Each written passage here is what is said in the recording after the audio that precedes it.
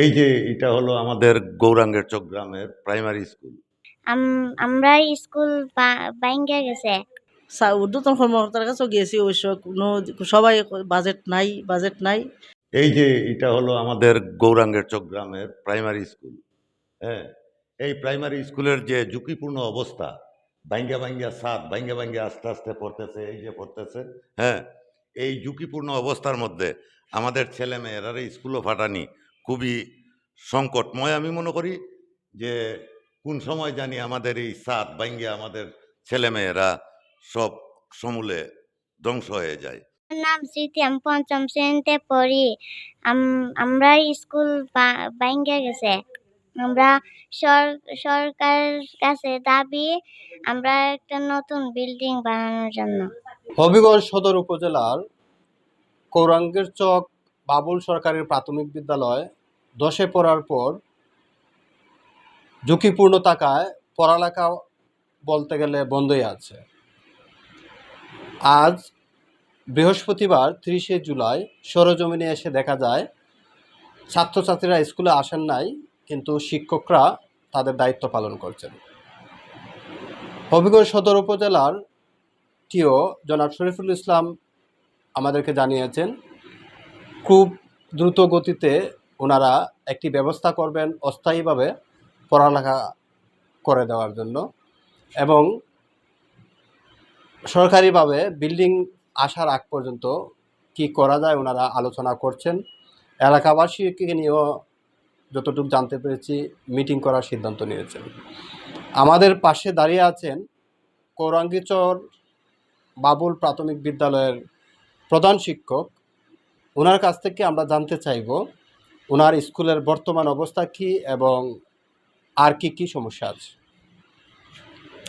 অনেক সমস্যা, যে কোনো সময় বিল্ডিং মানে টুকরা টুকরায় পড়ে। এখন বাচ্চা নিয়ে তারপরে আমি যেদিন আমার বিল্ডিংয়ের বিম ভাঙিয়ে পড়ছিল, তখন এরপরের দিন আমরা এসে বারান্দার মধ্যে যে শর্ট বিছাইয়া বাচ্চারা নিয়ে পড়ছি। সেদিন তো বারান্দার থেকেও মানে টুকরা টুকরা করে পড়ে, তখন দিদি রিক্সে পড়ে।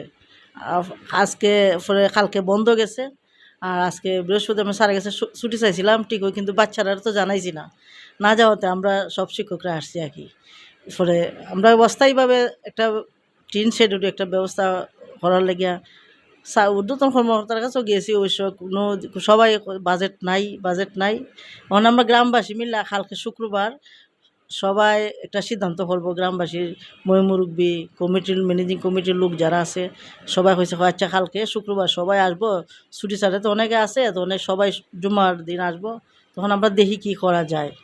আমাদের সামনে আছেন স্কুল কমিটির সম্মানিত সদস্য।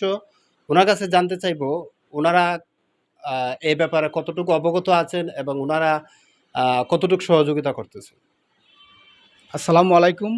হবিগঞ্জ সদর উপজেলার নিজামপুর ইউনিয়নের গৌরাঙ্গের চক বাবুল সরকারি প্রাথমিক বিদ্যালয়ের আমি একজন সদস্য স্কুল কমিটির।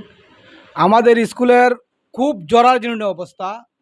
আমারও মেয়ে এই স্কুলে লেখাপড়া করে। আমি ইচ্ছা করি আমি কইছি যে আমার বাচ্চারা স্কুলের ভিতরে লেখাপড়া করানো যেত না। এরা দুই চার দিন বাইন্দার মেয়ে লেখাপড়া করাইছে, বৃষ্টির কারণে বাইন্দা তো ঠিক আছে না, তারার এই ডিউটি ঠিক আছে, শিক্ষকের ডিউটি ঠিক আছে। এখন দ্রুত গতিতে আমাদের আপাতত বাচ্চারা লেখাপড়ার স্বার্থে একটা প্রাথমিক একটা ব্যবস্থা করে দেওয়া যায়। স্কুল তো আর বন্ধ দেওয়া যেত না, এটা লেখাপড়ারও ক্ষতি হইতেছে।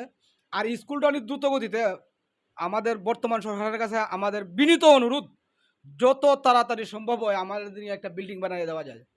এই স্কুলে প্রায় 100 জন ছাত্রছাত্রী ভর্তি আছেন, কিন্তু অভিযোগ আছে যে ঝুঁকিপূর্ণ হওয়ায় ধীরে ধীরে ছাত্র চলে যাচ্ছে অন্যত্র, এবং স্কুলের পড়ালেখার যে শিক্ষক আছেন তারা নিয়মিত আসছেন, পড়ালেখা করাচ্ছেন, কিন্তু ঝুঁকিপূর্ণ থাকায় তারা একটা আতঙ্কের মধ্যে ক্লাস নিচ্ছেন বলে আমরা জানতে পেরেছি। এখন আমাদের সামনে কথা বলবেন এই ওয়ার্ডেরই সাবেক মেম্বার। ওনার কাছ থেকে আমরা জানতে চাইব বর্তমান পরিস্থিতি। আমার ছোট ভাই তো বললই যে খুব দ্রুত গতিতে যাতে আমাদের একটা টিন সেট ঘরের ব্যবস্থা করে দেওয়া হয়। ঊর্ধ্বতন কর্মকর্তারা এই সুবিধাটা খুব তাড়াতাড়ি দিতা। এই ঝুঁকিপূর্ণ অবস্থার মধ্যে বাচ্চারা এই রুমে বসানো মোটেই ঠিক হবে না। যেখানে বিল্ডিং চাক্কা চাক্কা হইয়া পড়তেছে, এটা সরজমিনে তো দেখাইলাম আপনারারে। তো এটা খুব দ্রুত গতিতে একটা ব্যবস্থা নিতে, যাতে একটা টিন সেট গড়ের। তো এলাকাবাসীর দাবি যে যত দ্রুত সম্ভব একটি টিন সেট গড় হলেও করে তোলা দেওয়ার জন্য সরকারের কাছে দাবি করেছে। অন্যথায় ছাত্ররা পড়ালেখার ব্যাঘাত ঘটতেছে, অন্য স্কুলে চলে যাওয়ার প্রস্তুতি নিচ্ছেন বলে আমরা জানতে পেরেছি, এবং ছাত্রদের সংখ্যা কমে যাচ্ছে। এমনিতেই সারা বাংলাদেশে প্রাথমিকের ছাত্ররা কিন্তু অনীহা থাকে প্রাথমিক সরকারি বিদ্যালয়ে পড়ালেখা করার জন্য।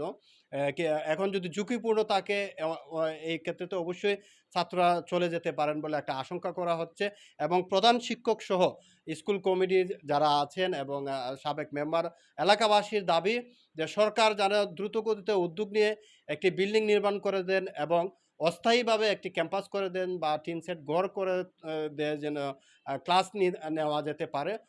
অন্যথায় ছাত্রছাত্রীদের পড়ালেখার ব্যাঘাত ঘটতেছে, তাদের ভবিষ্যৎ নিয়ে একটা অনিশ্চয়তার মধ্যে পড়ে গেছে।